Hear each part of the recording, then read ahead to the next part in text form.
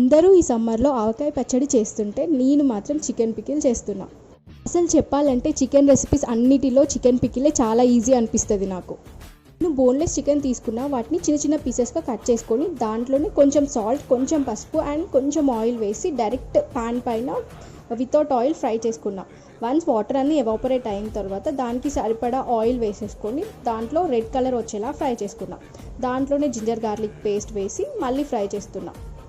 Chicken pieces ginger garlic పేస్ట్తో పాటు ఇంకొంచెం fry అయిపోయి కొంచెం రెడ్డిష్ బ్రౌన్ కలర్లోకి వస్తాయి. వన్స్ అవి అలా వచ్చేసాక స్టవ్ ఆఫ్ చేసేసి వెంటనే 1/2 spoon garam masala, 1 spoon salt, 2 spoons కారం, ఇంకా 1/2 స్పూన్ ధనియా పౌడర్, ఇంకా 1/4 స్పూన్ జీలకర్ర మెంతుల పొడి వేసుకొని అది మొత్తం కూల్ అయ్యేదాకా అలానే పెట్టాలి సైడ్కి.